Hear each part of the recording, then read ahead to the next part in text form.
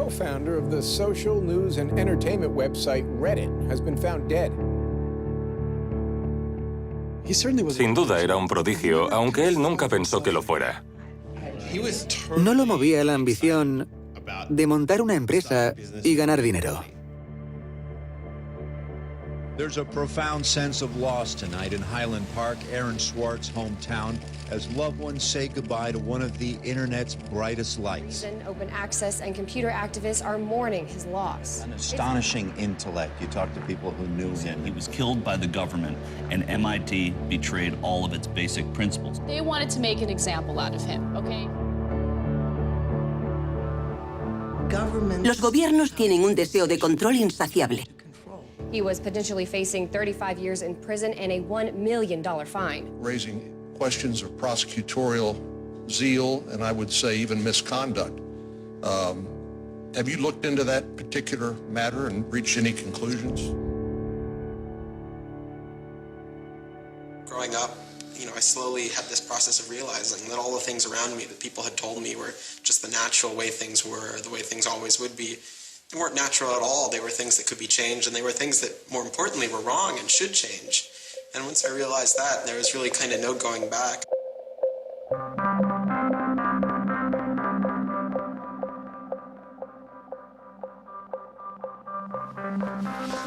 Welcome to Story Reading Time. The name of the book is Paddington at the Fair. Nació y creció aquí, en Highland Park. Aaron tenía 2 hermanos y todos eran muy inteligentes. No siempre nos portábamos bien. Éramos 3 niños pequeños corriendo por la casa y causando problemas.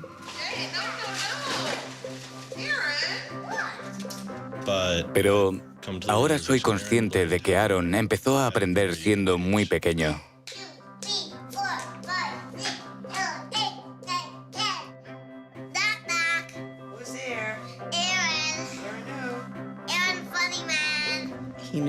Sabía lo que quería y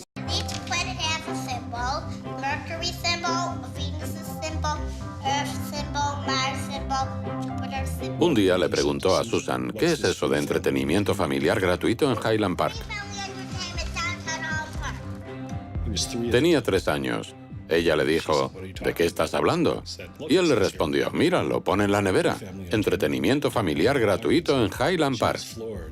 Ella se quedó boquiabierta, asombrada de que supiera leer.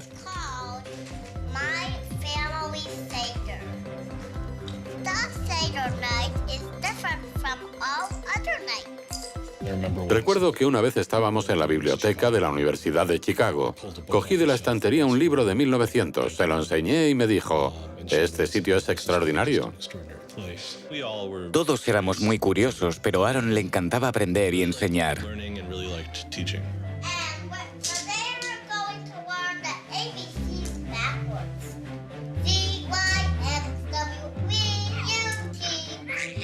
El día que llegó a casa tras su primera clase de álgebra me dijo, Noah, voy a enseñarte álgebra. Y yo le dije, ¿qué es el álgebra?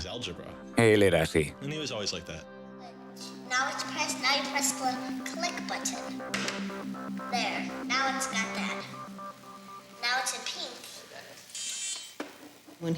Cuando tenía 2 o 3 años, Bob le mostró un ordenador y se volvió loco con ello.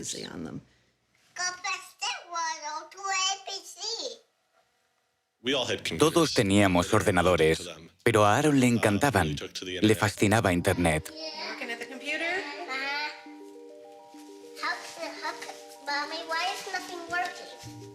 Empezó a programar cuando era muy joven. Recuerdo el primer programa que escribimos en BASIC. Era un juego de conocimientos sobre la guerra de las galaxias.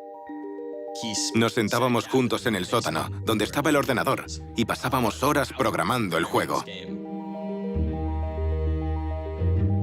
Cuando yo ya me cansaba, él siempre encontraba algo nuevo que hacer o resolver con un programa informático.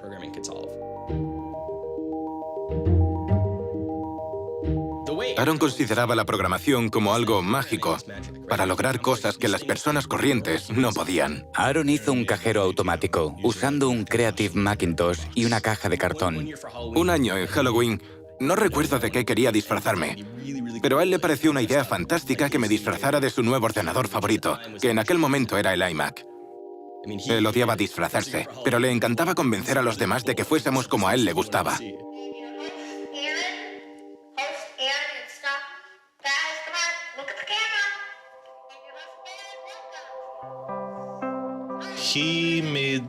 Creó una página web llamada The Info, en la que la gente podía meter información. Pensó, seguro que hay personas que lo saben todo sobre el oro, por ejemplo, y podrían escribirlo en esta página web. Otras personas podrían acceder a la información, leerla y corregirla si pensaban que era errónea. Algo muy parecido a Wikipedia. Pero fue mucho antes de Wikipedia. Y lo desarrolló un niño de 12 años, en su habitación, usando un servidor diminuto y tecnología primitiva. Uno de sus profesores le dijo, es una idea terrible.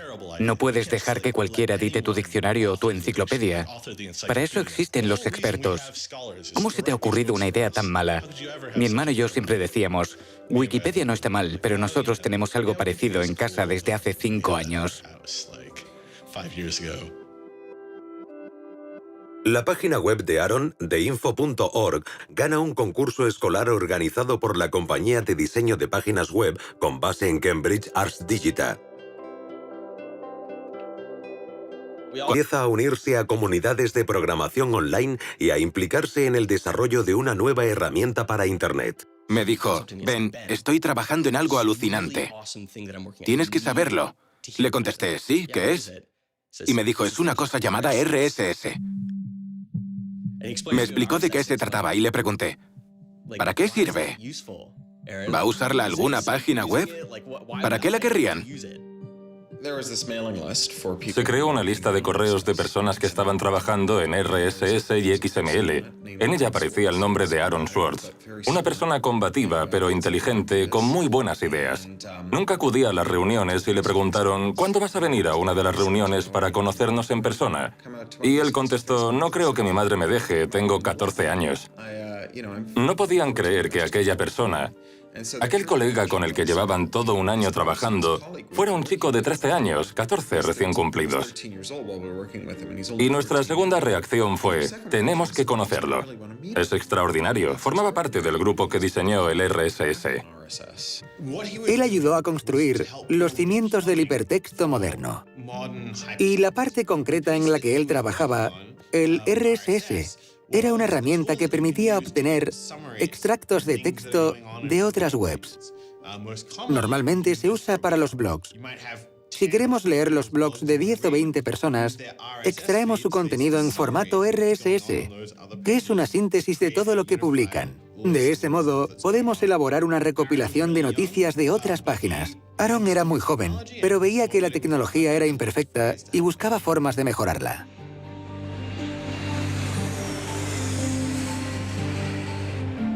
Su madre lo dejaba en el aeropuerto en Chicago y nosotros lo recogíamos en San Francisco. Le presentábamos a mucha gente con la que podía discutir del tema y nos horrorizaban sus terribles hábitos alimenticios. Solo comía alimentos blancos. Por ejemplo, arroz hervido, pero no frito porque no era lo suficientemente blanco, pan blanco y cosas así. Nos maravillábamos al oír la calidad del debate que salía de la boca de aquel joven. Estábamos convencidos de que llegaría lejos en la vida si no moría antes de escorbuto. That now you can't make companies like Doc was saying. You can't have companies that just, let's sell dog food over the internet, let's sell dog food over cell phones.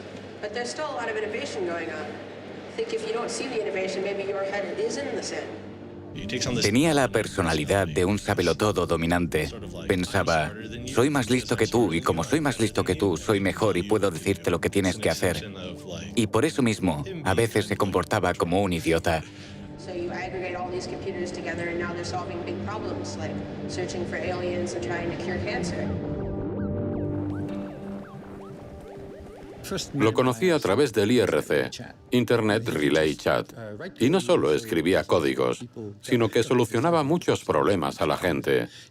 Era un gran filántropo.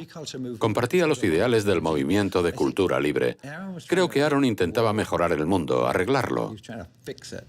Tenía una personalidad muy fuerte que a veces provocaba cierto rechazo. No siempre se sentía cómodo con el mundo y el mundo no siempre se sentía cómodo con él. Aaron entró en el instituto y no le gustaba nada. Lo odiaba.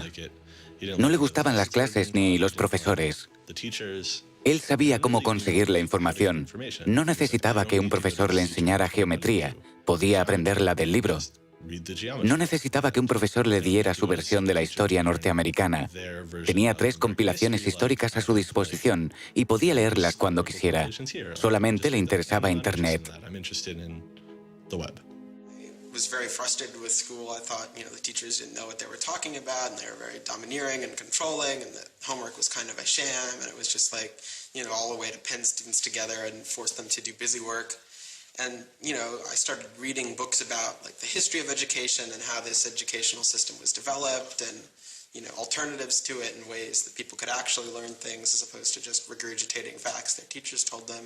And that kind of led me down this path of questioning things. Once I questioned the school I was in, I questioned the society that built the school, I questioned the businesses that the schools were training people for, and I questioned the government that, set up this whole structure.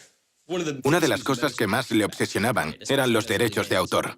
Los derechos de autor siempre han sido una carga en la industria editorial y para los lectores, pero no una carga excesiva. Es una norma razonable que se asegura de que la gente reciba su dinero. La generación de Aaron experimentó el choque entre el antiguo sistema de los derechos de autor y este medio tan asombroso que él estaba ayudando a desarrollar, Internet y la web. Ambos mundos colisionaron y se produjo el caos.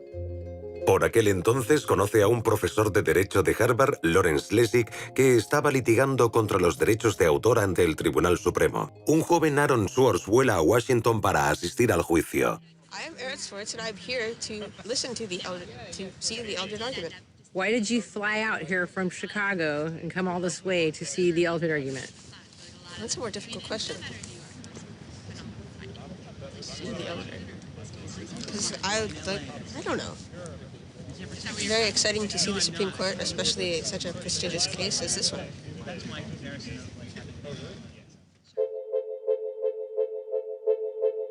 Lessig también trabaja en una nueva forma de definir los derechos de autor en Internet. Se llama Creative Commons. Creative Commons se basa en la idea de dar a los creadores una forma de identificar su creatividad, respetando la libertad que eso conlleva. Así, mientras todos los derechos de autor son reservados, en nuestro modelo solo algunos lo son. Buscamos una forma sencilla de decir, esto es lo que puedes hacer con mi trabajo, pero necesitas mi permiso para estas otras cosas.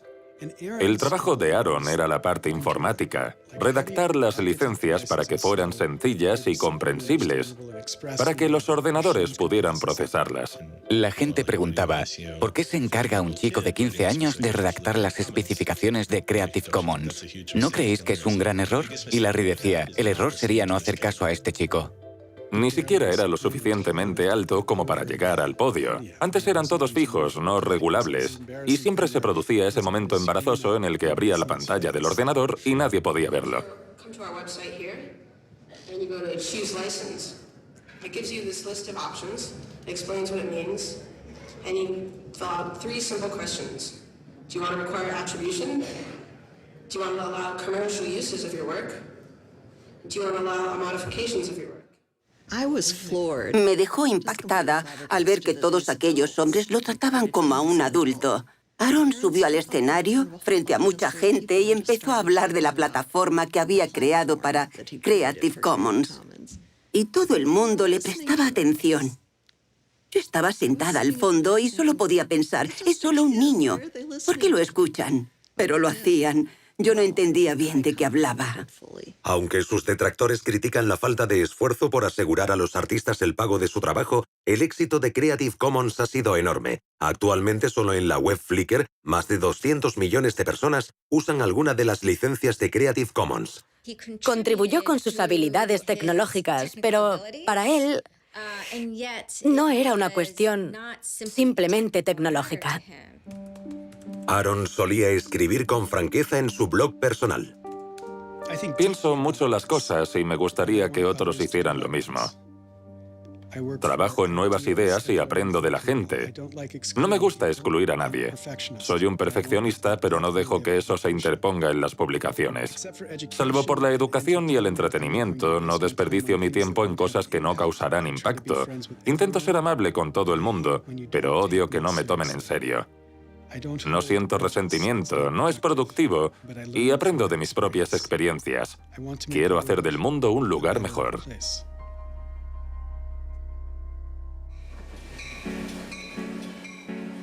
En 2004, Schwartz deja Highland Park y se matricula en la Universidad de Stanford. Parecía una colitis ulcerosa que era muy problemática y nos preocupaba que no tomara su medicación. Fue hospitalizado y tenía que tomarse un cóctel de pastillas todos los días. Una de ellas contenía esteroides, lo que detuvo su crecimiento y lo hizo sentir diferente del resto de los estudiantes. Creo que Aaron se presentó en Stanford dispuesto a terminar su carrera y acabó metido en un programa para estudiantes muy cualificados que en 4 años acabarían siendo grandes magnates y dirigirían las principales empresas del país. Y creo que eso le molestaba muchísimo. En 2005, tras solo un año de universidad, Schwartz recibe una oferta de trabajo para una nueva empresa llamada Y Combinator, dirigida por Paul Graham. Dijo, se me ha ocurrido una idea para una página web. Y a Paul Graham le encantó. Así que Aaron dejó los estudios y se mudó a este apartamento. Este era el apartamento de Aaron cuando se mudó aquí. Recuerdo que mi padre se quejaba de lo difícil que era encontrar un piso de alquiler porque Aaron no tenía nómina y había dejado la universidad. Él vivía en lo que ahora es el salón y algunos de estos carteles son de cuando estaba aquí. Esta es la biblioteca. Ahora hay más libros, pero muchos son de Aaron. El sitio de Aaron de Y Combinator se llama Infogami, una herramienta para hacer páginas web, pero Infogami apenas tiene usuarios y Schwartz acaba fusionando su proyecto con otro de Y Combinator que necesita ser rescatado. Lo dirigen Steve Huffman y Alexis Ohanian y se llama Reddit. There we were, starting from almost nothing. No users, no money, no code, and growing day by day into a hugely popular website. And it showed no signs of letting up. First we had 1,000 users, then 10,000, then 20,000, and on. It was just incredible. Reddit ha llegado a lo más alto y es un rincón dedicado a los amantes de la informática. Hay mucho humor, mucho arte y la visitan todas las mañanas para enterarse de las noticias. Reddit roza el caos a cierto nivel. Así que, por un lado, es un sitio en el que la gente habla de las noticias del día, de tecnología, de política y de otros problemas. Pero también hay mucho contenido no seguro y material ofensivo. Hay algunas secciones en las que los trolls se sienten como en casa. Así que en ese sentido, Reddit ha generado mucha polémica. Podríamos decir que está al límite del caos. Reddit llama la atención del gigante editorial Condé Nast, que les hace una oferta para comprar la compañía. Les ofrecieron mucho dinero, tanto que molestaba a mi padre con preguntas como ¿dónde voy a guardar tanto dinero? Sería mucho. Muchísimo dinero. Probablemente más de $1 millón. Pero no sé cuánto. ¿Y qué edad tenía en ese momento? 19 o 20 años. En este mismo apartamento se sentaban en unos sofás hechos polvo y se dedicaban a trabajar en Reddit. Cuando la vendieron, organizaron una gran fiesta. Al día siguiente se mudaron a California y me dieron las llaves a mí.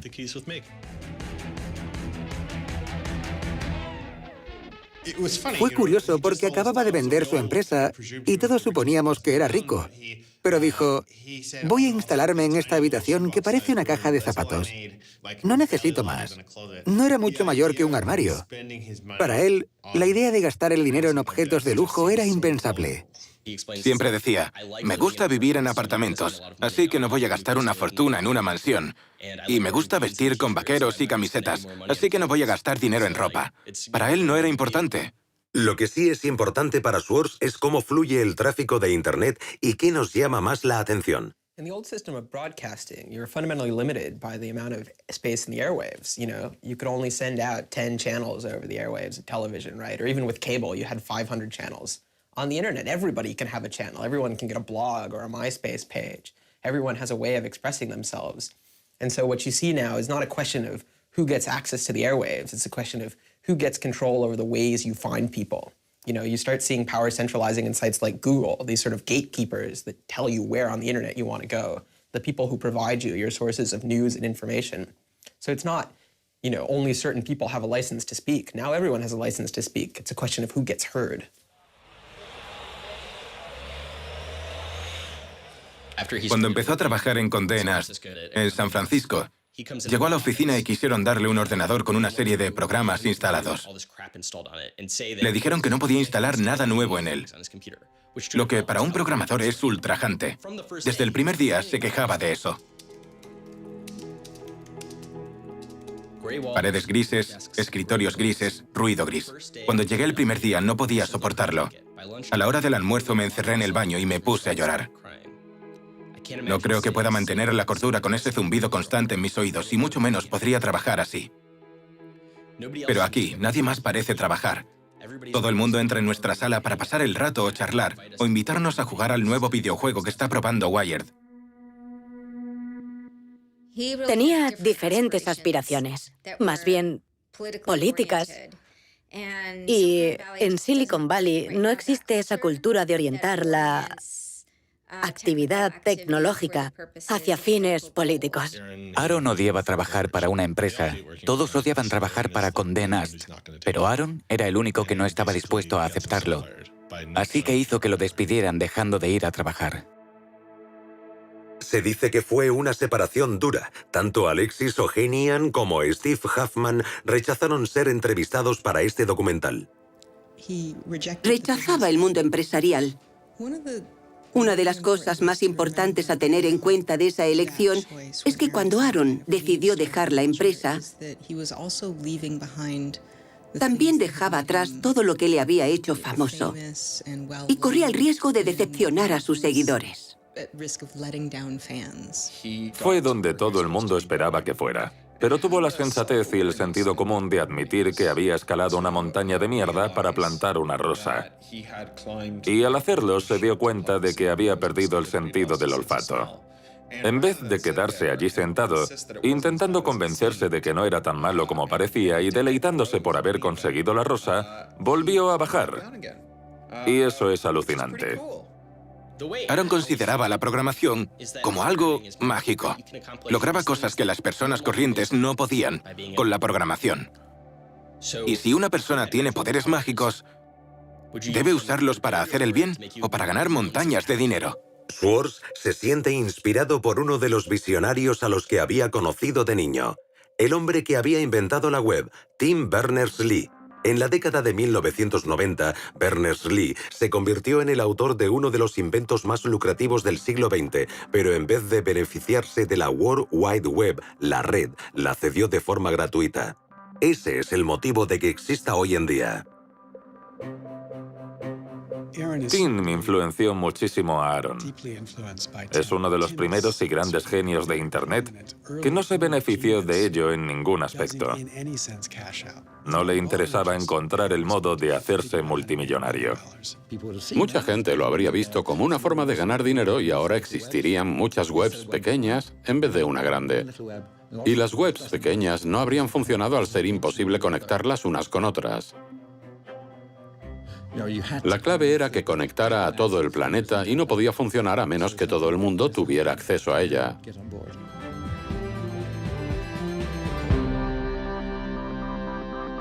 I mean, I feel very strongly that it's not enough to just live in the world as it is, to just kind of take what you're given and, follow the things that adults told you to do and that, your parents told you to do and that society tells you to do. I think you should always be questioning. I take this very scientific attitude that everything you've learned is just provisional, that, it's always open to recantation or refutation or questioning. And I think the same applies to society. Once I realized that there were real serious problems, fundamental problems that I could do something to address, I didn't see a way to forget that. I didn't see a way not to.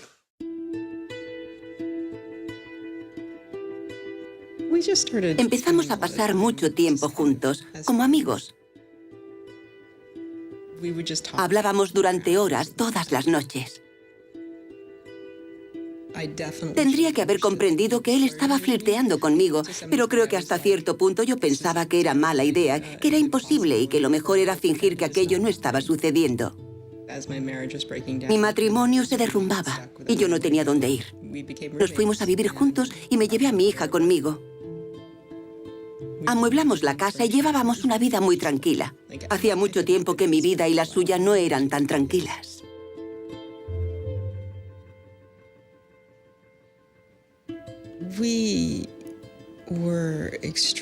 Estábamos muy unidos desde que comenzó nuestra relación. Estábamos en contacto constantemente. Pero los dos éramos muy difíciles. Durante una discusión, él me confesó que tenía una canción favorita y le pedí que me la pusiera. Se trataba de Extraordinary Machine, de Fiona Apple. Creo que le gustaba porque transmite esa sensación de prepararse para una batalla. Y también porque inspira mucha esperanza.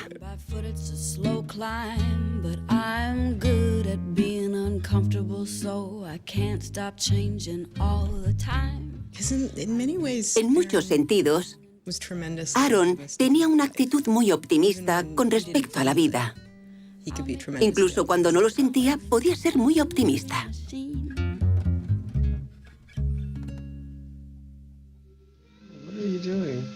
Flickr has video now.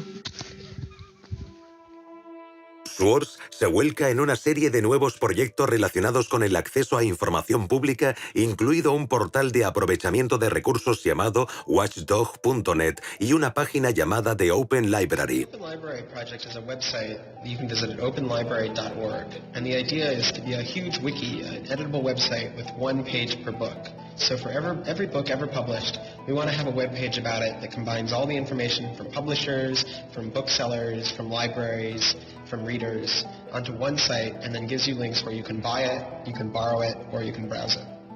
I love libraries. I'm the kind of person who goes to a new city and immediately seeks out the library. That's the dream of Open Library, is building this website where both you can leap from book to book, from person to author, from subject to idea, go through this vast tree of knowledge that's been embedded and lost in big physical libraries that's hard to find, that's not very well accessible online, is really important because books are a cultural legacy.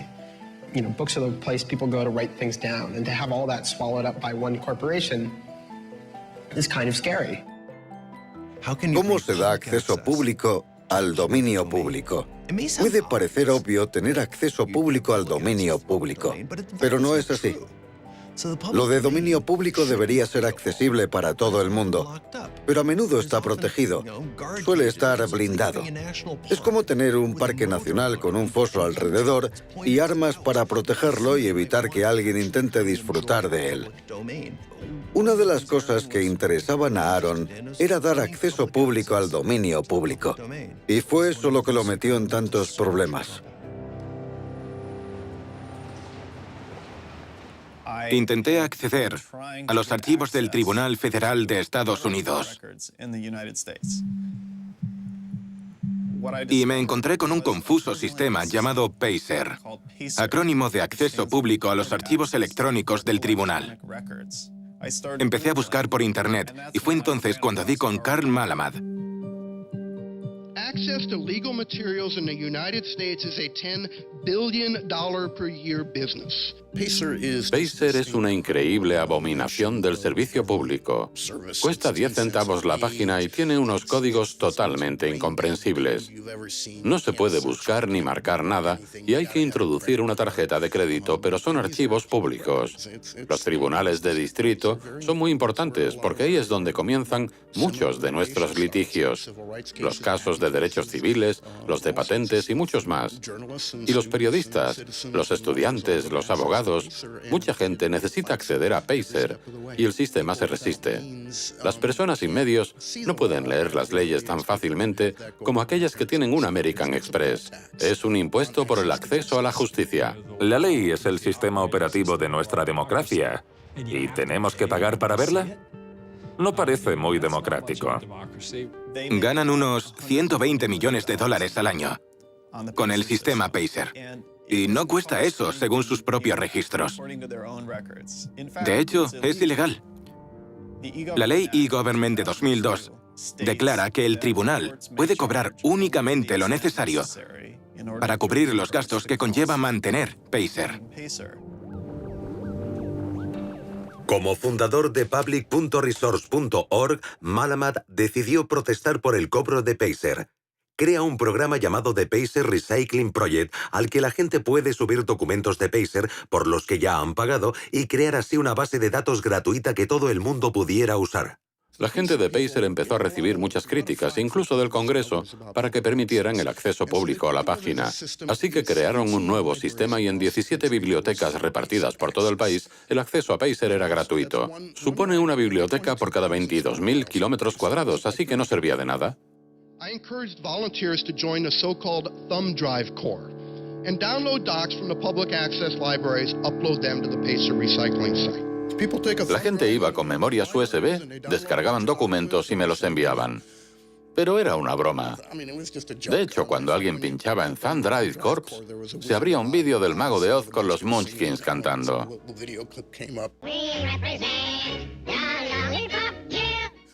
Recibí una llamada de Steve Schultz y Aaron diciéndome, queremos unirnos a Thumb Drive Corps. En esa época, coincidí con Aaron en una conferencia.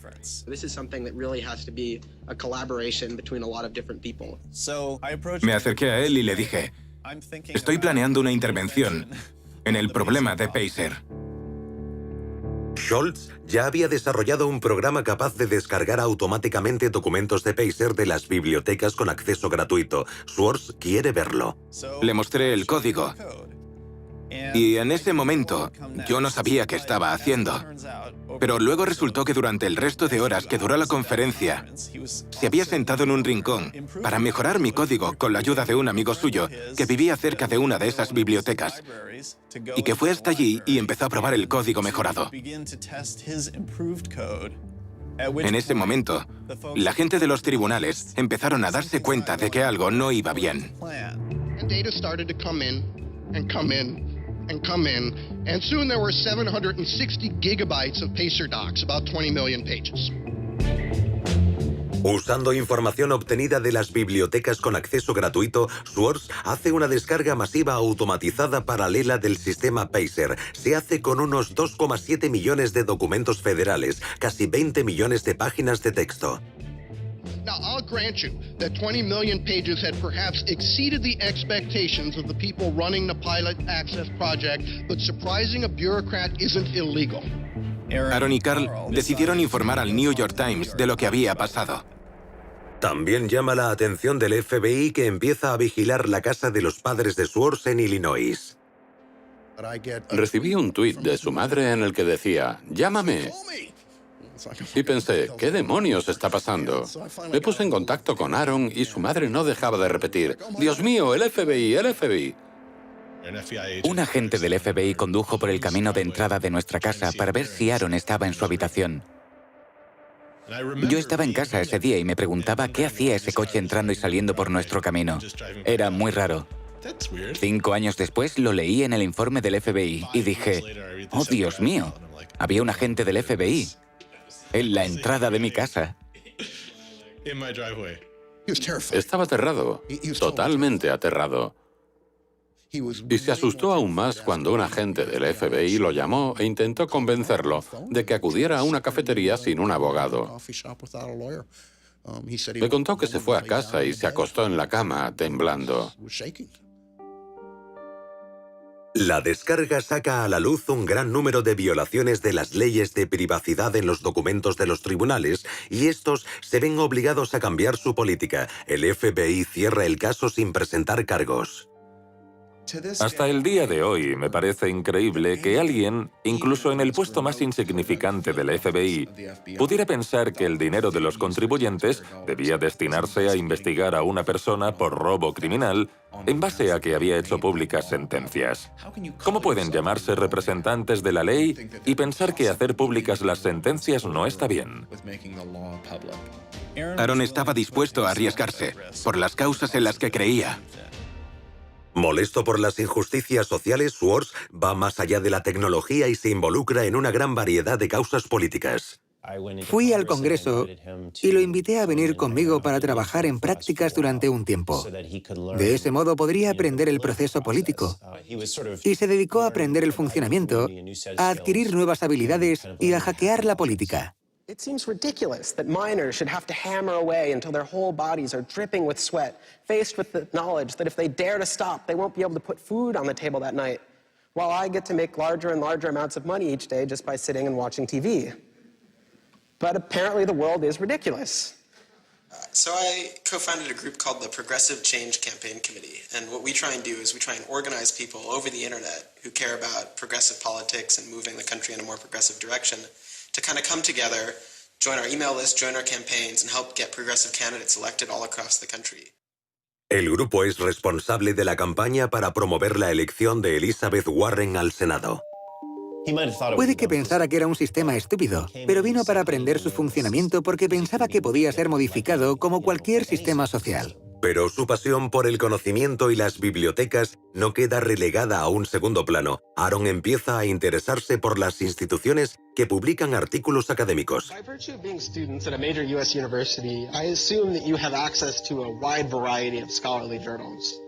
Pretty much every major university in the United States pays these sort of licensing fees to organizations like JSTOR and Thomson and ISI to get access to scholarly journals that the rest of the world can't read. Estas publicaciones, artículos e investigaciones son básicamente toda la riqueza del conocimiento humano en Internet, y muchas han sido pagadas con dinero del gobierno o de los contribuyentes, pero para leerlas hay que volver a pagar elevadas tasas a editores como Reed Elsevier. These licensing fees are so substantial that people who are studying in India instead of studying in the United States don't have this kind of access. They're locked out from all of these journals. They're locked out from our entire scientific legacy. I mean, a lot of these journal articles, they go back to the Enlightenment. Every time someone has written down a scientific paper, it's been scanned and digitized and put in these collections. That is a legacy that has been brought to us by the history of people doing interesting work, the history of scientists. It's a legacy that should belong to us as a commons, as a people, but instead it's been locked up and put online by a handful of for-profit corporations who then try and get the maximum profit they can out of it. Un investigador financiado por una universidad o el gobierno publica un artículo y en el último paso del proceso, una vez que está hecho todo el trabajo y se ha terminado la investigación, la idea, el trabajo de laboratorio, el análisis, después de todo eso, en la última fase, el investigador debe entregar sus derechos de autor a una empresa multimillonaria, y eso no está bien. Se trata de un negocio basado en un trabajo voluntario y los editores se sientan encima del pastel para comerse toda la nata. Es una estafa. Una editorial de Gran Bretaña obtuvo unos beneficios de $3.000 millones el año pasado. Es un timo. JSTOR juega un papel insignificante en esta historia, pero por algún motivo fue la empresa a la que Aaron decidió desafiar. Asistió a varias conferencias sobre acceso libre y publicación libre. No sé quién era la persona de JSTOR, pero en un momento dado Aaron le preguntó: ¿cuánto costaría liberar el material de JSTOR para siempre? Y le contestó, creo que dijo $200 millones, algo que a Aaron le parecía absurdo.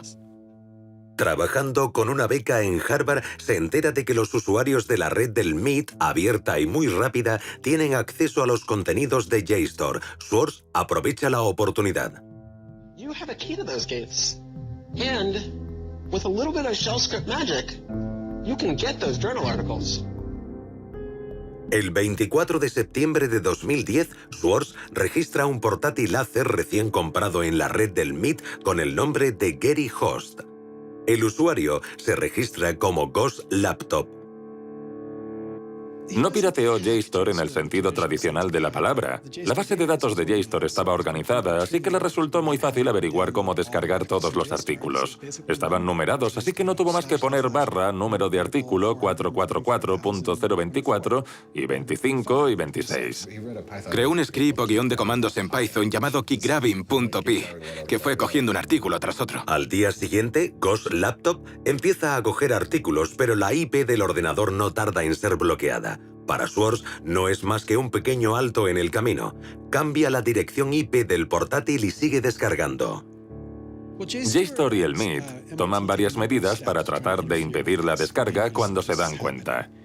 Y cuando esas medidas no funcionaron, JSTOR negó el acceso del MIT a su base de datos.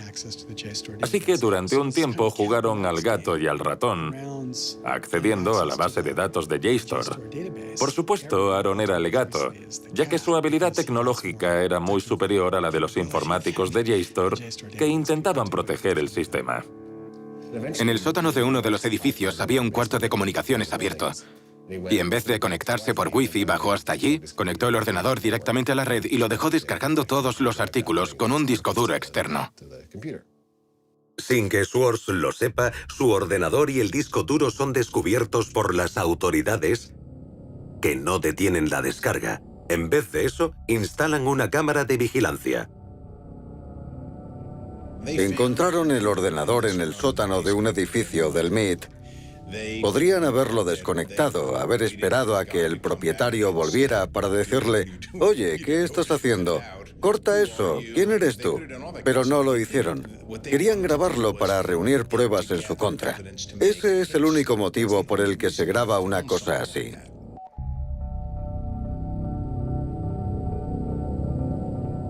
Al principio, la única persona que aparece en la cámara de vigilancia solo usa el cuarto para almacenar botellas y latas.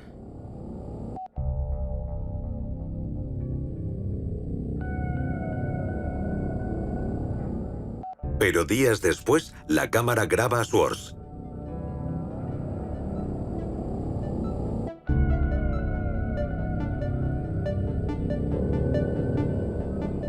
Schwartz está cambiando el disco duro. Lo saca de su mochila, desaparece de la imagen durante unos 5 minutos y luego se marcha.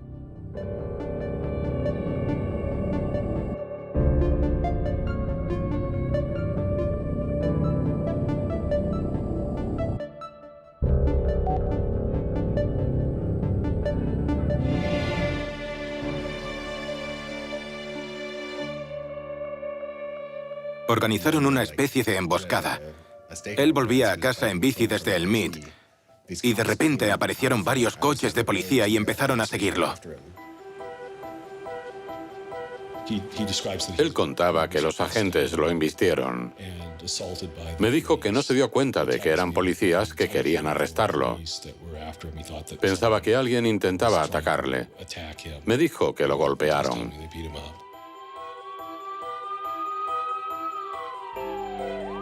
Yo estaba hundido. La idea de que un miembro de mi familia tuviera que someterse a cualquier tipo de proceso criminal me resultaba extraña e incomprensible. Pidieron órdenes de registro para la casa de Aaron, su apartamento en Cambridge y su despacho en Harvard. 2 días antes de la detención, la investigación va más allá de JSTOR y la policía local de Cambridge. Ahora está en manos del Servicio Secreto de Estados Unidos. El Servicio Secreto fue creado para investigar los fraudes informáticos y de tarjetas de crédito en 1984, pero 6 semanas después del ataque del 11 de septiembre, sus competencias aumentan. El presidente Bush hace uso de la Patriotic Act para crear una red de lo que ellos llaman Fuerzas Especiales contra los Delitos Electrónicos.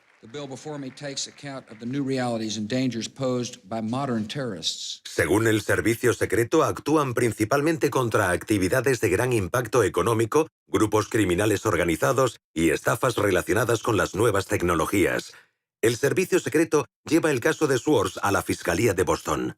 Había un tipo en la fiscalía con el título de director de las Fuerzas Especiales o la División de Delitos Informáticos. No sé a qué se dedicaría, pero uno no es fiscal de crímenes informáticos si no tiene crímenes informáticos que resolver. Así que se abalanzó sobre el caso, decidió llevarlo él, no se lo asignó a ninguna otra persona de la fiscalía. Es Steven Hyman. El fiscal Steven Hyman se mantiene apartado de la vida pública desde el arresto de Aaron Swartz, pero podemos verlo en este episodio del programa de televisión American Greed, grabado en la época de la detención de Aaron. En él describe su anterior caso contra el famoso pirata informático Alberto González, que le valió una enorme atención mediática y numerosos elogios. González organizó el robo de más de 1 millón de números de tarjetas de crédito con sus claves de seguridad, el mayor fraude de su clase en la historia. Aquí Hyman describe a González y da su opinión sobre la piratería. These guys are driven by a lot of the same things that we're driven by. They have an ego, they like challenge, and of course they like money and everything you can get from money. Uno de los sospechosos implicados en el caso González era un joven hacker llamado Jonathan James. Creyendo que lo acusarían por los crímenes de González, James se suicidó durante la investigación. En un comunicado de prensa anterior, describiendo la postura del gobierno con respecto al caso de Aaron Swartz, la jefa de Hyman y fiscal del distrito de Massachusetts, Carmen Ortiz, declara: robar es robar, ya se use un comando informático o una palanca y se sustraigan documentos, datos o dólares. No es cierto. Obviamente no es cierto. No digo que no cause daños y tampoco que no debería castigarse el robo de información.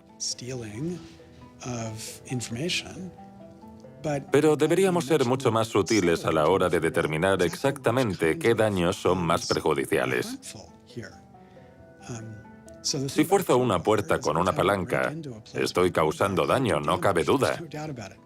Pero cuando Aaron crea un script que dice descargar, descargar, descargar 100 veces por segundo, no está causando daño a nadie.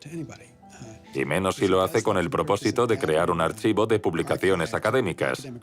Eso no le causa daño a nadie. No estaba robando, ni vendiendo lo que cogió, ni regalándolo. Solo quería dar a conocer su punto de vista. La detención pasa factura a Swartz. No quería hablar de ello. Estaba muy estresado.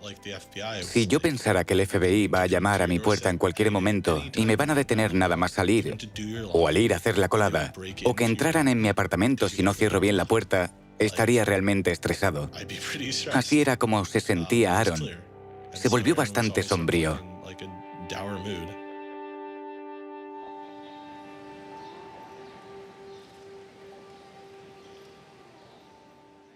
En aquella época nunca dejaba muy claro dónde iba, porque le daba miedo de que el FBI lo estuviera esperando.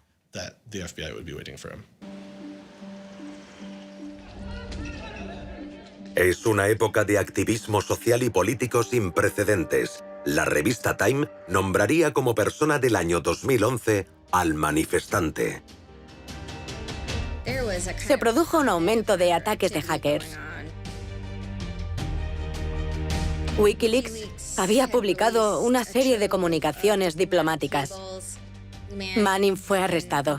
En aquella época no se sabía si él había sido el responsable de la filtración. Anonymous, una especie de grupo de protesta del que forman parte muchos hackers, empezó a hacer de las suyas. Si comparamos todo eso con lo que él hizo, deberían haber dejado el caso en manos del MIT y JSTOR para que lo solucionaran de forma privada y profesional. Jamás debería haber llamado la atención de los tribunales. No pertenecía a ese ámbito.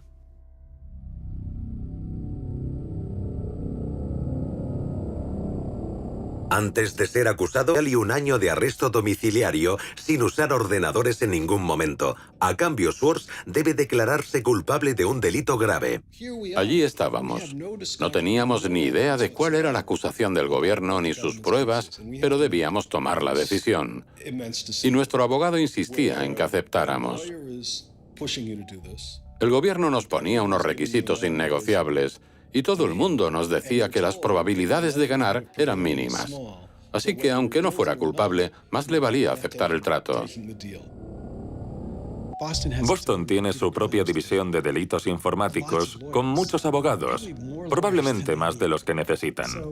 Y seguramente tenían una enorme cantidad de casos que no podían llevar a juicio porque algunos delincuentes viven en Rusia o pertenecen a corporaciones con abogados que cobran 500 o 700 dólares la hora que se enfrentarían a ellos. Y después estaba el caso de este chico. Era fácil demostrar su culpabilidad y el FBI ya lo tenía fichado. Así que, ¿por qué no ir a por él con todo el peso de la ley? Sería bueno para la imagen del fiscal y la del gobierno, porque demostrarían que estaban luchando contra todo tipo de terroristas. Estaba muy asustada. Me daba miedo que se llevaran mi ordenador y acabar en la cárcel por el contenido de mi ordenador. En mi portátil tenía material confidencial procedente de fuentes de mi anterior trabajo. Y mi prioridad es mantener siempre la privacidad de mis fuentes. Me daba mucho miedo lo que pudiera pasarle a Ada. Aaron me contó que le habían ofrecido un trato y que lo aceptaría si yo le pedía que lo hiciera.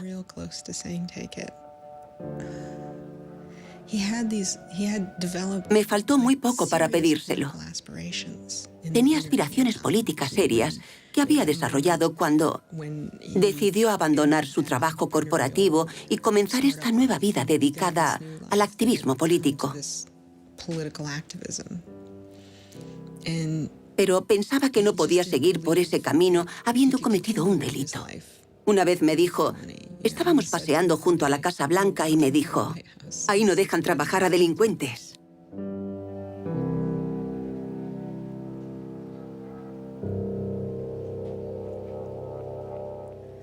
Quería que esa fuera su vida. No había matado a nadie, no había hecho daño a nadie, no había robado dinero. No había hecho nada que pudiera considerarse un delito grave. No había motivos para que lo tacharan de delincuente y le quitaran el derecho a voto en muchos estados por lo que había hecho. Era ultrajante. Era normal que se sintiera así. Podrían haberle puesto una multa o prohibirle la entrada al MIT para siempre. Pero, ¿declararlo un delincuente y encarcelarlo? Swords rechaza el trato.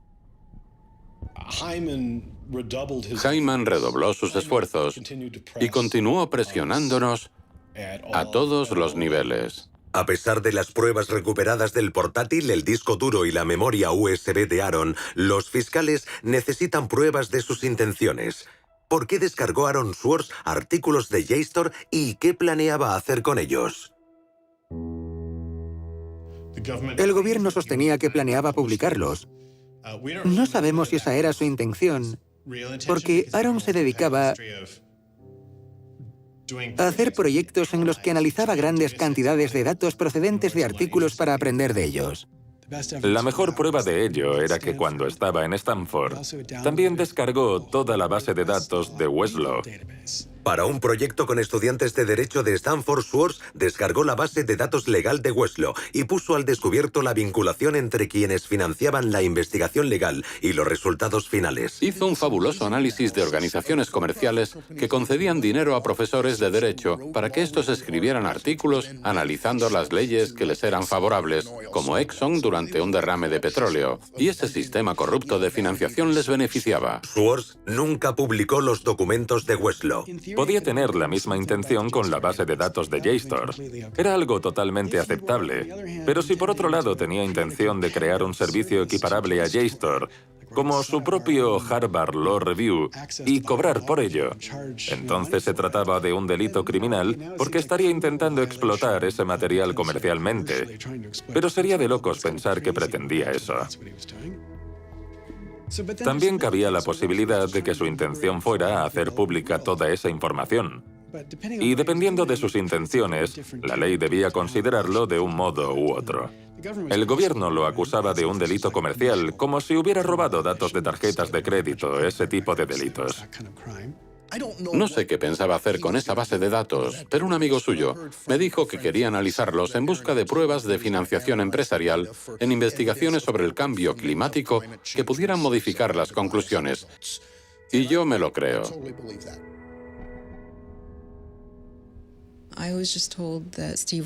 Me dijeron que Steve quería hablar conmigo. Pensé que podía ayudarlo a salir de aquella situación. No quería vivir con el miedo de que me incautasen el ordenador, y con el miedo de ir a la cárcel por desacato si me negaba a entregar mi ordenador. Así que cuando me dijeron que Steve quería hablar conmigo, me pareció razonable. Hacen una propuesta a Norton que permite a los fiscales hacerle preguntas sobre el caso de Aaron a cambio de inmunidad para ella sobre cualquier información que revele durante la entrevista. No me gustaba la idea. Dije a mis abogados repetidas veces que me parecía sospechoso. No me gustaba. No quería inmunidad ni la necesitaba. No había hecho nada. Pero fueron muy estrictos. No estaban dispuestos a permitirme hablar con el fiscal sin inmunidad. Para que quede claro, te ofrecen un acuerdo de inmunidad limitada. Sí, exacto. En el que básicamente entregabas información a cambio de protección. No se trataba de entregar información. Al menos yo no lo veía así. Se trataba de hablar del tema con ellos. ¿Te hicieron preguntas? Me hicieron preguntas. Podían preguntar lo que quisieran. Y dijeras lo que dijeras, no podrían procesarte. Intenté rechazarlo varias veces. Dije una y otra vez que no quería la inmunidad. Estaba enferma y mis abogados no dejaban de presionarme. Estaba confusa. En aquel momento no me iba bien, estaba deprimida y asustada. No comprendía la situación en la que me encontraba. No tenía ni idea de lo que pasaba. Yo no había hecho nada interesante, ni mucho menos malo. Nos enfadamos mucho. Aaron se sentía muy confuso. Todos estábamos confusos. Hasta los abogados de Aaron. Intentamos que Quinn cambiara de abogados. No estaba acostumbrada a estar en una habitación con hombres adultos, armados, diciéndome constantemente que mentía y que intentaba ocultar algo.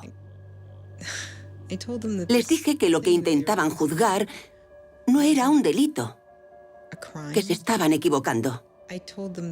Recuerdo que usé la frase, estáis en el lado equivocado de la historia.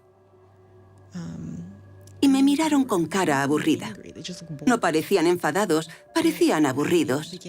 Y empecé a pensar que no hablábamos el mismo idioma. Les dije un montón de cosas sobre por qué la gente se descarga publicaciones académicas y al final, no recuerdo por qué, mencioné que había publicado en su blog el manifiesto de guerrilla por el acceso abierto. Este es el manifiesto de guerrilla por el acceso abierto, escrito supuestamente en julio de 2008, en Italia. La información es poder, pero como sucede con todo poder, hay quienes quieren quedárselo. Todo el patrimonio cultural y científico del conocimiento, publicado durante siglos en libros y publicaciones, continúa siendo digitalizado y guardado por unas cuantas empresas privadas. Mientras tanto, quienes habéis sido excluidos no os habéis quedado de brazos cruzados. Habéis fisgoneado a través de agujeros y trepado las vallas, liberando la información y compartiéndola con vuestros amigos. Pero todas estas acciones pasan desapercibidas y quedan ocultas. Las llaman actos de robo o piratería. Como si compartir la riqueza del conocimiento fuese el equivalente a saquear un barco y asesinar a su tripulación. Pero compartir no es inmoral, es un imperativo moral. Solo quienes están cegados por la ambición se negarían a permitir que un amigo hiciera una copia. No hay justicia en cumplir leyes injustas. Es hora de salir a la luz y, siguiendo la gran tradición de la desobediencia civil, declarar nuestra oposición al robo privado de la cultura pública. Supuestamente, el manifiesto fue escrito por 4 personas diferentes y editado por Norton. Pero es Schwartz quien lo firma. Cuando terminé la entrevista, fui inmediatamente a hablar con Aaron y le conté todo lo que recordaba. Se enfadó muchísimo. Lo que hice no tendría que haber acabado así. No hice nada mal, pero todo salió mal. Y yo nunca... Sigo furiosa.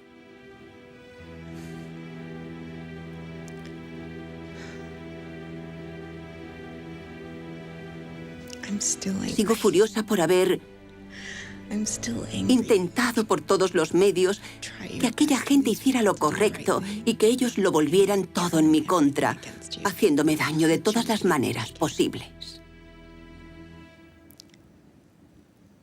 En ese momento, lamenté haber dicho todo eso. Pero sobre todo lamento que aceptemos eso como algo normal, que nos parezca bien. Que mantengamos un sistema judicial que conduce a la gente a pequeñas trampas que pueden arruinarte la vida. Ojalá no hubiera dicho aquellas cosas. Pero lo que más me enfurece es que todo siga igual. Y que la gente piense que eso está bien. Usaron todos los métodos imaginables para sonsacarle información que perjudicara a Aaron y que pudiera ayudar a la fiscalía. Pero no creo que la información que dio fuera relevante para el gobierno. Pasan los meses mientras los amigos y familiares de Swords esperan a que se formulen los cargos. En ese tiempo, Swords se convierte en un experto sobre Internet al que consultar. Do you think that the internet is something that should be considered a human right and something that the government cannot take away from you? Yes, definitely. I mean, this notion that national security is an excuse to shut down the internet, that's exactly what we heard in Egypt and Syria and all these other countries. And so, yeah, it's true. Sites like WikiLeaks are going to be putting up some embarrassing material about what the U.S. government does, and people are going to be organizing to protest about it and try and change their government. You know, and that's a good thing. That's what all these First Amendment rights of free expression, of freedom of association are all about. And so the notion that we should try and shut those down, I think, just goes against very basic American principles. The principle, I think, is one that our founding fathers would have understood. If the internet had been around back then, instead of putting post offices in the Constitution, they would have put ISPs. Swords conoce a la activista Taryn Steinbrückner Kaufman y empiezan a salir. We need a massive global public outcry. If there's no massive global public outcry, it won't create any change. You know, 4 people in this city should cause a massive global public outcry. You know, we need a petition signer. Sin entrar en detalles, le advierte que está envuelto en lo que él llama lo malo. Yo tenía muchas teorías, como que tenía una relación con Elizabeth Warren, o algo así. Dudaba entre Hillary Clinton y Elizabeth Warren. Y un tiempo después, a finales de julio, Aaron me llamó. Yo cogí el teléfono y me dijo, puede que lo malo salga mañana en las noticias. ¿Prefieres que te lo cuente yo o quieres leerlo mañana? Le contesté, quiero que me lo cuentes. Entonces me dijo, bueno, me detuvieron por descargarme demasiadas publicaciones académicas y quieren usarme para dar ejemplo. Y le dije, ¿eso es todo? ¿Por eso tanto jaleo? ¿En serio? Tampoco me parecía para tanto. El 14 de julio de 2011, el fiscal acusa formalmente a Swords de 4 delitos graves. Lo acusan el mismo día que en Inglaterra detienen a 2 miembros de Lulzsec y a otros piratas informáticos. Aaron parecía un pirata más, así que decidieron clavar su cabeza en una estaca y exponerla para que todo el mundo la viera. Aaron fue a entregarse y lo detuvieron. Lo registraron, le quitaron los cordones de los zapatos y el cinturón y lo encerraron en una celda de aislamiento. La Fiscalía del Distrito de Massachusetts emite un comunicado declarando: Swords se enfrenta a 35 años de cárcel, seguidos de 3 años de libertad condicional, embargo de bienes y una multa de hasta $1 millón. Sale en libertad bajo fianza de $100.000. El mismo día, el principal afectado, JSTOR, retira todos los cargos contra Swords y se niega a proseguir el caso. Los de JSTOR no eran nuestros amigos, no pretendían ayudarnos ni ser amables, pero no quisieron seguir formando parte de esto. Los representantes de JSTOR y su empresa matriz, Ithaca, han rechazado hablar en este documental, pero al mismo tiempo emitieron un comunicado diciendo: procesarlo fue una decisión del gobierno, no de JSTOR. Pensábamos que el caso terminaría ahí, que convenceríamos a Steven Hyman de que retirara la acusación o accediera a solucionarlo de una forma más racional, pero el gobierno se negó. ¿Por qué? Creo que querían dar ejemplo con Aaron. Nos dijeron que no retirarían la acusación por esos delitos graves, ni la petición de cárcel, porque querían usar este caso como algo ejemplarizante. Eso fue lo que nos dijeron. ¿Os lo dijeron? Sí. ¿Que querían dar ejemplo? Sí. ¿Que lo iban a usar para eso? Sí. Lo dijo Steven Hyman.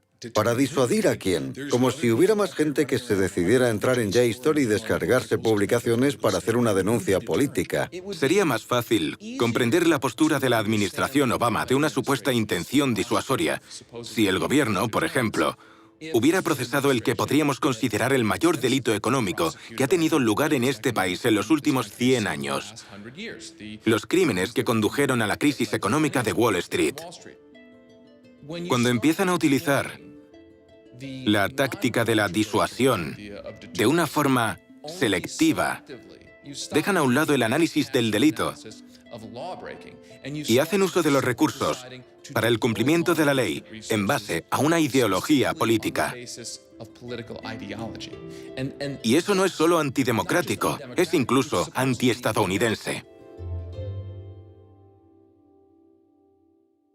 Posteriormente, el fiscal Steven Hyman dice supuestamente al abogado del MIT que la gota que colma el vaso es un comunicado de prensa enviado por una organización que había fundado Swords llamada Demand Progress. Según el MIT, Hyman reacciona a la declaración de apoyo calificándola de campaña descontrolada por Internet y un movimiento estúpido que eleva el caso de un nivel humano a un nivel institucional.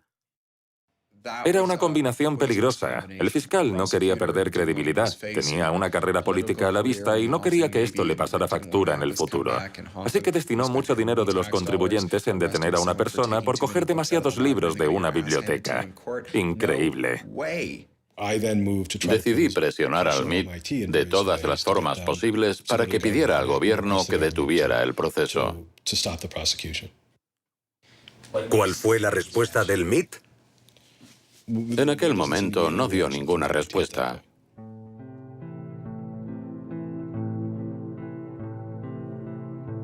El MIT no defendía a Aaron, lo que para muchos miembros de su comunidad parecía ultrajante, porque sin duda es un centro que promueve la cultura hacker en cierto sentido. En el MIT, la idea de saltar barreras y meterse por túneles prohibidos no es solo un rito de iniciación. Es prácticamente parte de su filosofía. Abrir cerraduras es casi una asignatura obligatoria.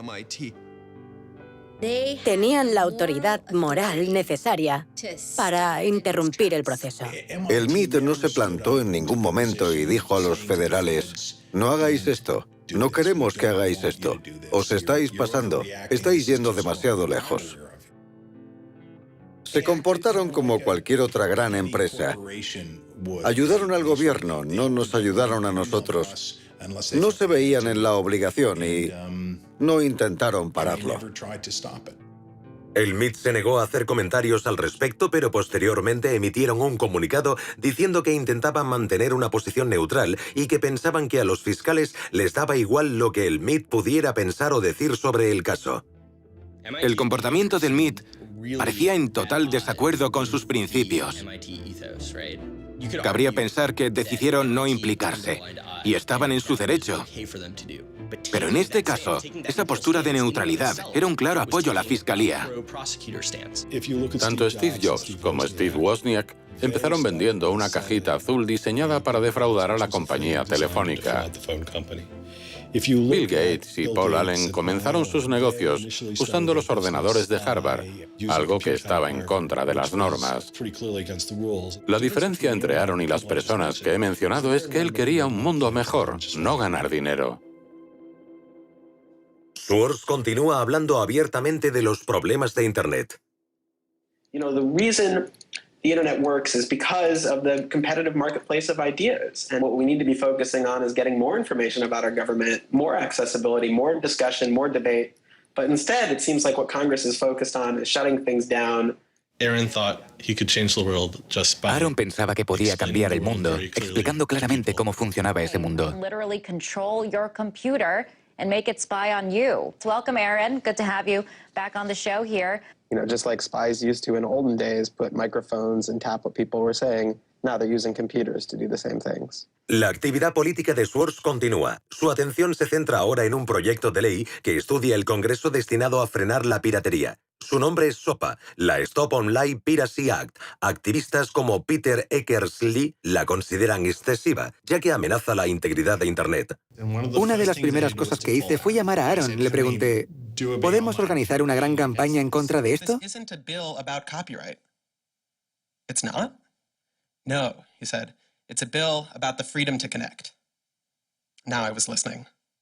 Se lo pensó un tiempo y luego me dijo que sí. Fue entonces cuando fundó Demand Progress. Demand Progress es una organización activista por Internet. Contamos con 1,5 millones de miembros y se creó en otoño de 2010. Aaron fue una de las personas que más contribuyó al activismo en contra de los problemas de justicia social en este país. SOPA fue la primera ley destinada a restringir la piratería online de música y cine. Pero lo que hacía era tratar con un martillo un problema que necesitaba un bisturí. De aprobarse la ley, permitiría a una empresa retirar la financiación de páginas web sin necesidad de un proceso o incluso forzar a Google a excluir sus enlaces. Tan solo necesitaría una reclamación por infracción de derechos de autor. Enfrenta a los titanes de los medios de comunicación tradicionales contra una nueva cultura mucho más sofisticada. It makes everyone who runs a website into a policeman. And if they don't do their job of making sure nobody on their site uses it for anything that's even potentially illegal, the entire site can get shut down without even so much as a trial. This was over the top. I mean, this Era exagerada. Era una catástrofe. This bill poses a serious threat to speech and civil liberties for all who use the internet. Solo unos cuantos dijimos, nosotros no estamos a favor de la piratería, pero no tiene sentido destruir toda la arquitectura de Internet, el sistema de dominios y todo lo que lo hace abierto y libre en nombre de la lucha contra la piratería. Aaron lo veía igual. Freedoms guaranteed in our Constitution, the freedoms our country had been built on, would be suddenly deleted. New technology, instead of bringing us greater freedom, would have snuffed out fundamental rights we'd always taken for granted. And I realized that day, talking to Peter, that I couldn't let that happen. Cuando se propuso la ley SOPA en octubre de 2011, se consideraba inevitable. En aquel momento, nuestra estrategia se basaba en retrasarla y tal vez suavizarla un poco. Pero ni siquiera nosotros pensábamos que pudiéramos frenarla. Cuando trabajas en Washington, aprendes que allí los enfrentamientos legislativos son en realidad luchas entre intereses empresariales. Eso es lo que decide la legislación. Y los enfrentamientos más reñidos son los que se producen entre intereses corporativos que hacen contribuciones a campañas electorales o que representan determinados lobbies. Esos son los más reñidos. Cuando no hay enfrentamientos, es porque todo el dinero está de una parte, las grandes empresas están de una parte y millones de personas de otra. No había visto nada como la ley PIPA o SOPA en todos mis años de servicio público. Más de 40 senadores apoyaban la ley. Así que ya tenían un largo camino recorrido para conseguir los 60 votos necesarios para aprobarlas. Even I began to doubt myself. It was a rough period. Swartz y Demand Progress consiguen un gran apoyo usando métodos de concienciación tradicionales, combinados con un servicio de voz sobre IP para facilitar que la gente pudiera llamar al Congreso. Nunca había conocido a nadie capaz de operar a ese nivel, tanto tecnológico como de estrategia de campaña. Millones de personas llaman al Congreso y firman peticiones en contra de la ley SOPA. Al Congreso le pilla desprevenido. There was just something about watching those clueless members of Congress debate the bill watching them insist they could regulate the internet and a bunch of nerds couldn't possibly stop them. I am not a nerd. I'm just not enough of a nerd. Maybe we ought to ask some nerds what this thing really does. Let's have a hearing, bring in the nerds. Really? Nerds? You know, I think actually the word you're looking for is experts. To enlighten you so your laws don't backfire, break the internet. Usamos el término empollón, pero podemos hacerlo porque lo somos. El hecho de que llegaran hasta donde lo hicieron sin consultar a ningún experto demuestra el grave problema que hay en este país. I'm looking for somebody to come before this body and testify in a hearing and say this is why they're wrong. Antes había un departamento que asesoraba a los congresistas a nivel científico y tecnológico. Pero Gingrich lo cerró. Dijo que era un gasto inútil y en ese momento el Congreso regresó a la Edad Media. Nadie pensaba que se podía anular la ley SOPA. Ni siquiera Aaron. Merecía la pena intentarlo. Pero era una batalla perdida. Y recuerdo que unos meses después me dijo, creo que podríamos conseguirlo. Y le contesté, sería increíble. Las llamadas al Congreso continúan. Cuando el sitio de alojamiento de dominios GoDaddy decide apoyar la ley, decenas de miles de usuarios transfieren sus dominios en forma de protesta. En una semana, GoDaddy cambia de postura con respecto a la ley SOPA. Cuando los congresistas que apoyaban a la industria de la música y el cine se dan cuenta de la repercusión, deciden suavizar la ley. Se notaba la repercusión. Estaba claro que nuestros argumentos empezaban a resonar. Era como si Aaron encendiera una cerilla y se la apagaran. Encendía otra y se la apagaban. Pero al final consiguió que una prendiera y provocó un gran incendio. El 16 de enero de 2012, la Casa Blanca emite un comunicado diciendo que no apoya la ley. Y entonces sucede... I'm a big believer that we should be dealing with issues of piracy and we should deal with them in a serious way, but this bill is not the right bill. Jimmy Wales demuestra su apoyo cerrando 24 horas Wikipedia, una de las 5 páginas web más populares del mundo. Tiene un alto porcentaje de todas las visitas que se hacen en Internet. Wikipedia went black, Reddit went black, Craigslist went black, the phone lines on Capitol Hill flat out melted. Members of Congress started rushing to issue statements retracting their support for the bill that they were promoting just a couple days ago. En 24 horas, el número de detractores de la ley SOPA en el Congreso pasó de esto a esto. Ver a congresistas y senadores cambiar de bando el mismo día en que cerraron todas esas páginas fue increíble. Unos 100 congresistas se retractaron. And that was when, as hard as it was for me to believe, after all this, we had won. The thing that everyone said was impossible, that some of the biggest companies in the world had written off as kind of a pipe dream, had happened. We did it. We won.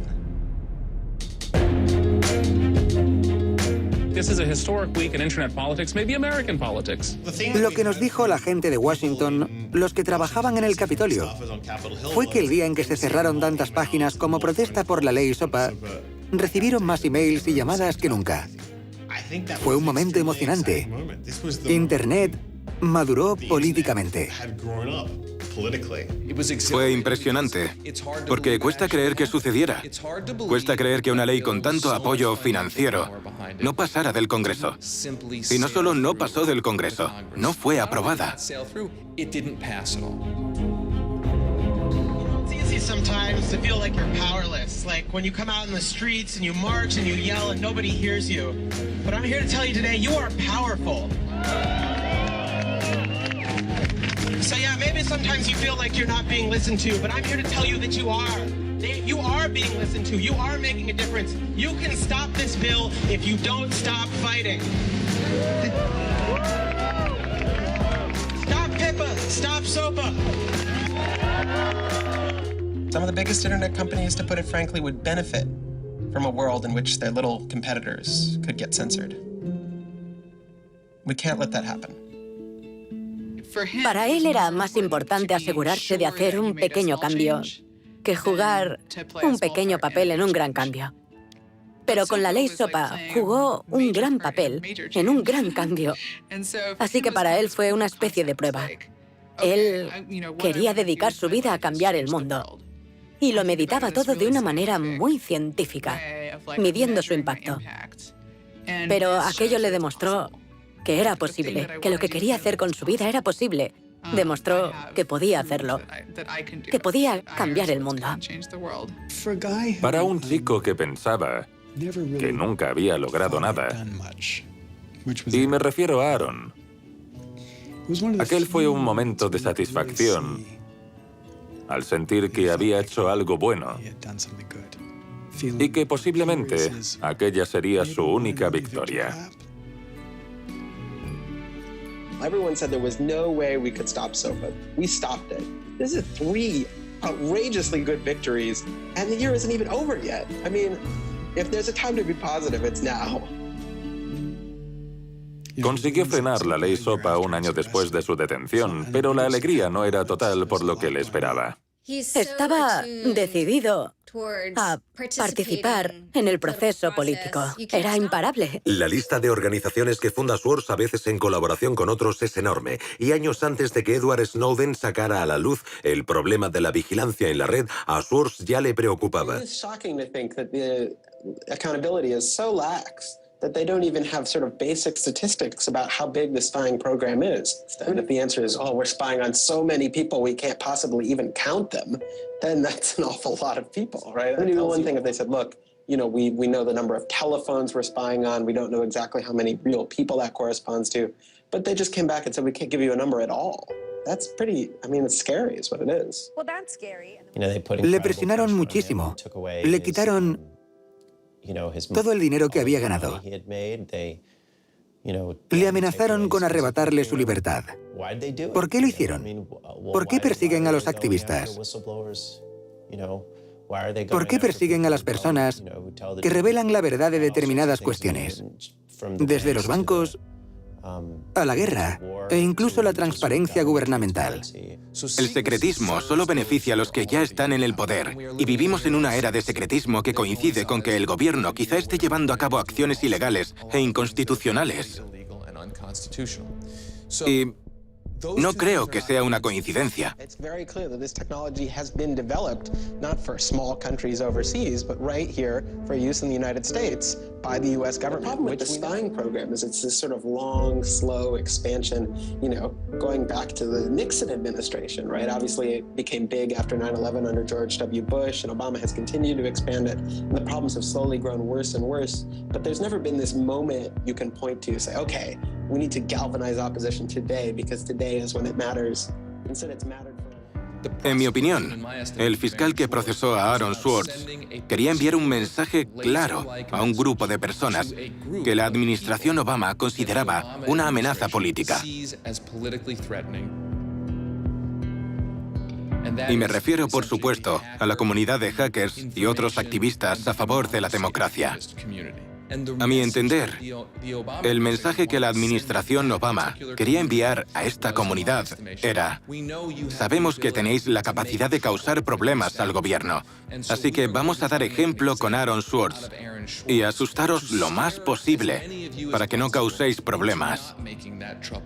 And the government said, oh, the legal opinions we're using to legalize the spying program are also classified. So we can't even tell you which laws we're using to spy on you. You know, every time they can say, oh, this is another instance of cyber war, the cyber criminals are attacking us again, we're all in danger, we're all under threat. They use those as excuses to push through more and more dangerous laws. And so just to follow that up, like, personally, how do you feel the fight is going, I guess? It's up to you. I know, but we gotta, like, you know. You know, there's sort of these two polarizing perspectives, right? Everything is great. The internet has created all this freedom and liberty and everything's going to be fantastic. Or everything is terrible. The internet has created all these tools for cracking down and spying and, you know, controlling what we say. And I think both are true, right? The internet has done both. And both are kind of amazing and astonishing.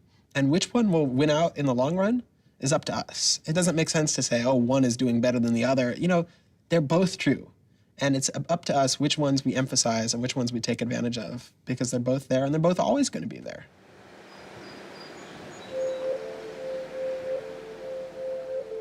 El 12 de septiembre de 2012, los fiscales presentan nuevos cargos contra Swords por fraude electrónico, acceso ilegal a un ordenador y fraude informático.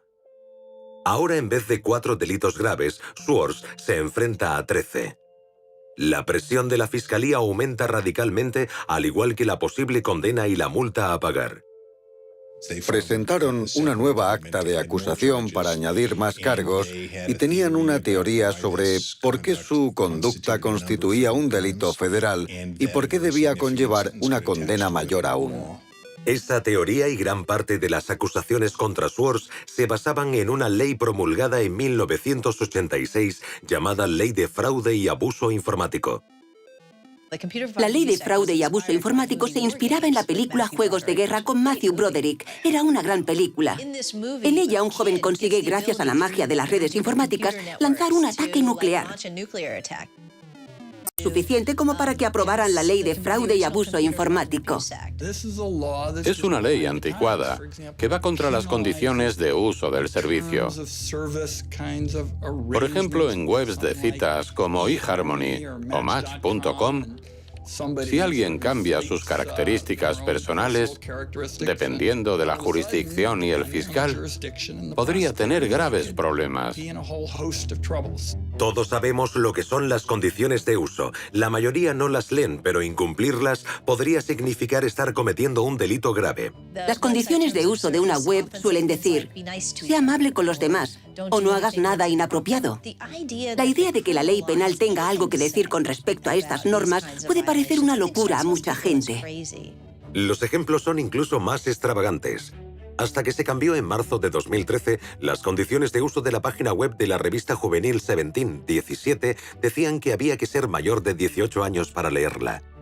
Tal y como el Departamento de Justicia ha interpretado la ley de abuso y fraude informático, todos estamos cometiendo delitos. Imprecisa y propensa a una mala interpretación, la ley de abuso y fraude informático se ha convertido en un modelo único para juzgar una gran variedad de infracciones informáticas. Aunque no es el único factor, en el caso de Swords, 11 de las 13 acusaciones en su contra están relacionadas con dicha ley. La pregunta ¿por qué? Pende sobre gran parte de la historia de Aaron Swords. ¿Qué motivaba al gobierno y cuál era su objetivo?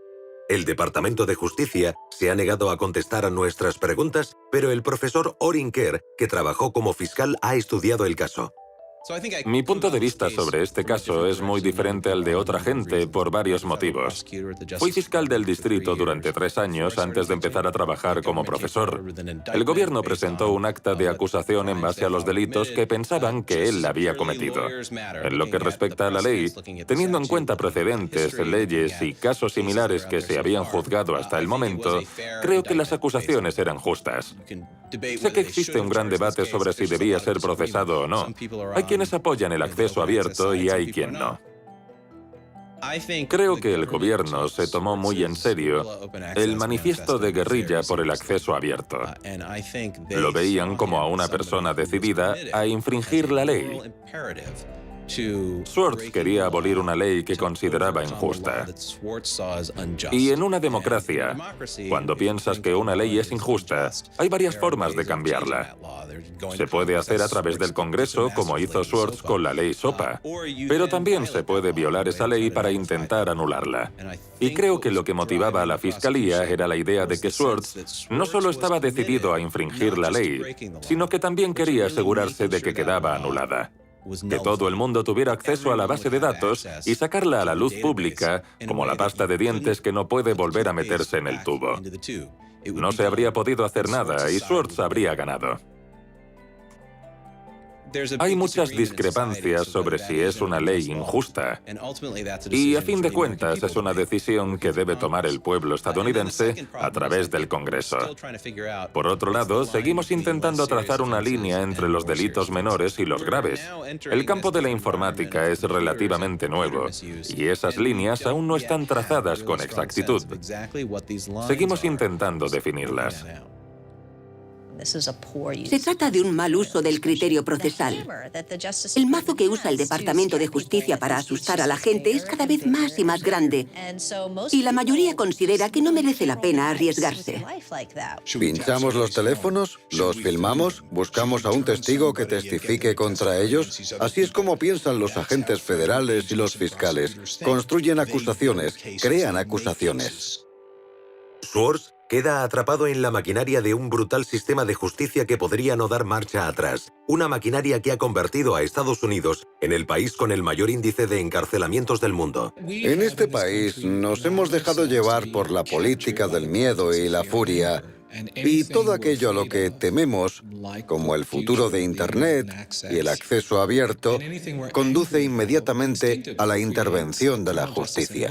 Hemos usado la cárcel y el castigo para resolver una gran variedad de problemas que históricamente nunca habían sido considerados delitos penales.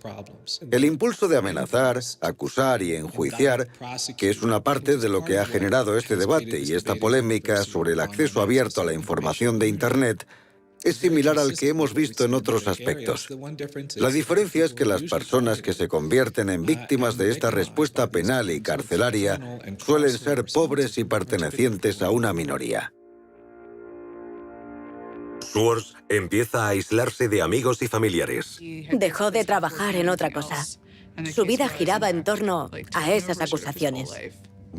Al parecer, uno de los abogados de Aaron dijo a los fiscales que era inestable emocionalmente y que debían tenerlo en cuenta. Así que lo sabían. Le estaba pasando factura. No podía soportar que restringieran sus actos y sus movimientos.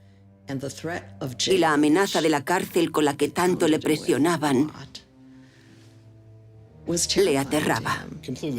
Agotó por completo sus recursos económicos y nos cobrando de millones de dólares. ¿La defensa? Sí. ¿Costó millones? Sí. No quería ser una carga para nadie y eso era un factor importante. Llevaba una vida normal y después estaba toda esa mierda que tenía que soportar. Intentaba mantener las dos cosas separadas, pero estaba empezando a afectarle y a volverse una pesadilla. Schwartz se enfrenta a una dura elección: admitir su culpabilidad y seguir adelante con su vida o luchar contra un sistema defectuoso. Para él, la decisión es simple: rechaza un último acuerdo y se fija fecha para el juicio. Aaron estaba decidido a no admitir algo que consideraba injusto, pero también tenía miedo.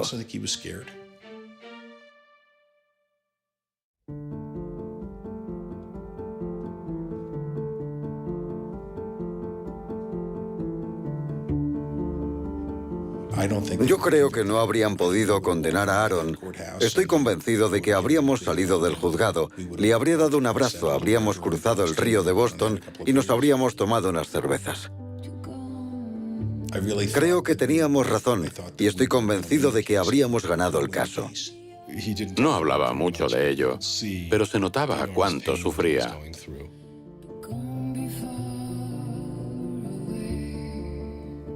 En ningún momento de su niñez tuvo cambios de humor, ni episodios depresivos, o nada que pudiera llevarnos a pensar que sufría una depresión. Pero puede que estuviera deprimido.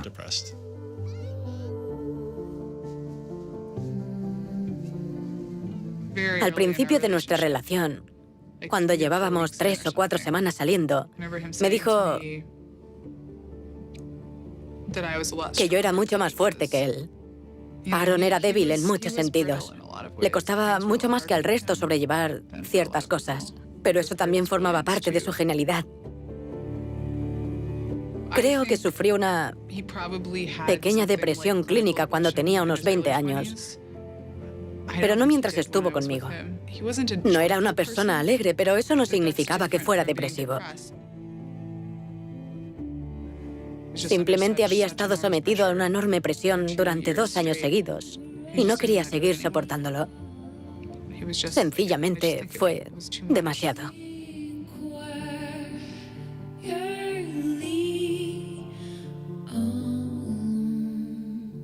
Aquella noche recibí una llamada. Sabía que algo no iba bien, así que llamé y me enteré de lo que había pasado. A co-founder of the social news and entertainment website Reddit has been found dead. Police say 26-year-old Aaron Swartz killed himself yesterday in his Brooklyn apartment. Pensé que habíamos perdido a una de las mentes más creativas de nuestra generación. El mundo se me vino abajo en ese momento.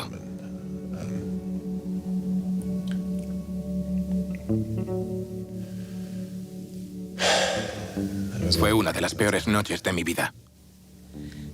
Yo gritaba, no te oigo, ¿qué has dicho? No te oigo. No puedo, ya está. Tranquila.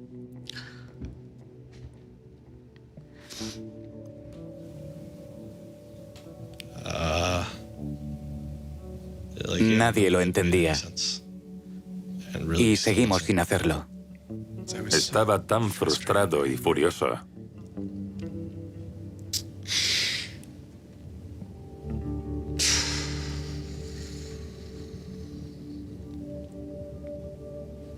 Intenté explicárselo a mis hijos. Mi hijo de 3 años me dijo que los médicos lo arreglarían.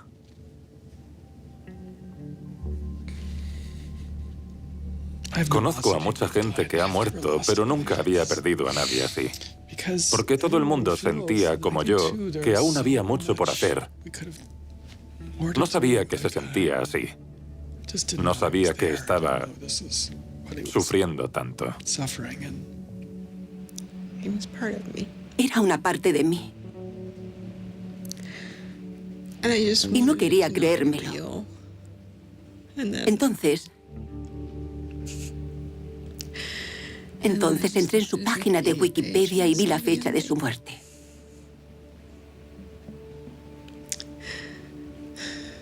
...2013.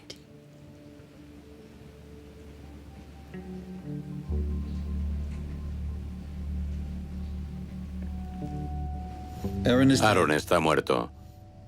Vagabundos de este loco mundo, hemos perdido a un mentor, a un sabio.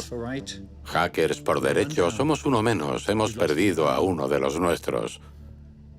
Proveedores, cuidadores, oyentes, alimentadores, padres, todos, hemos perdido a un hijo.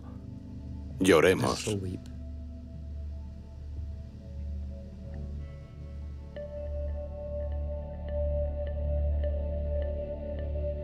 Lo primero que pensé fue, ¿y si nadie se da cuenta? Porque no era consciente de lo notable que era. Nunca había visto un estallido de emociones como ese. La red se incendió. Todo el mundo intentaba explicarlo a su modo, pero nunca había visto a la gente mostrar tanta pena en Twitter. Todo el mundo estaba afligido.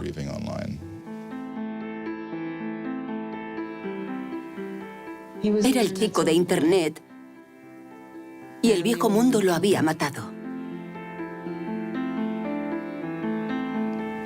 Vivimos en una época en la que las grandes injusticias no se pagan. Los arquitectos de la crisis económica cenan con el presidente de forma regular. En estos tiempos, la idea de que esto es lo que el gobierno debería perseguir parece absurda, si no fuera tan trágica. La pregunta es, ¿podemos hacer algo para que el mundo sea un lugar mejor? ¿Cómo podemos perpetuar ese legado? Es lo único que debemos preguntar.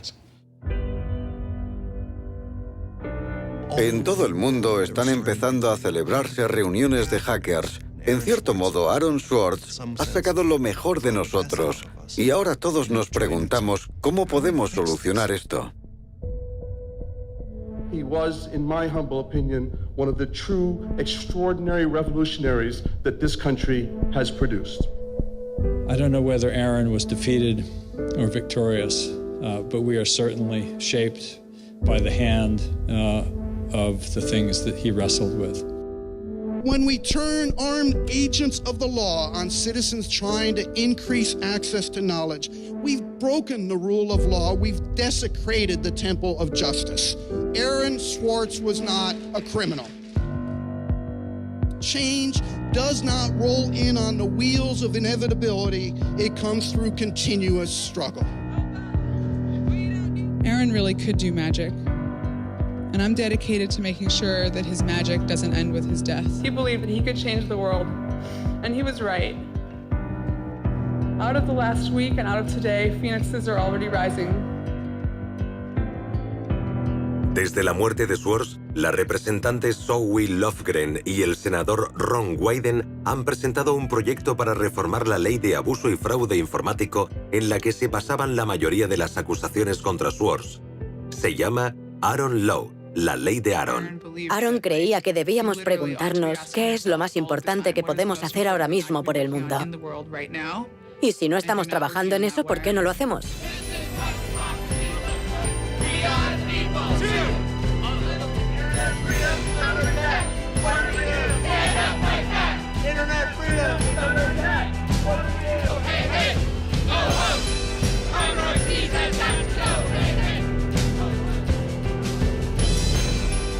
I wish we could change the past, but we cannot. But we can change the future, and we must. We must do so for Aaron. We must do so for ourselves.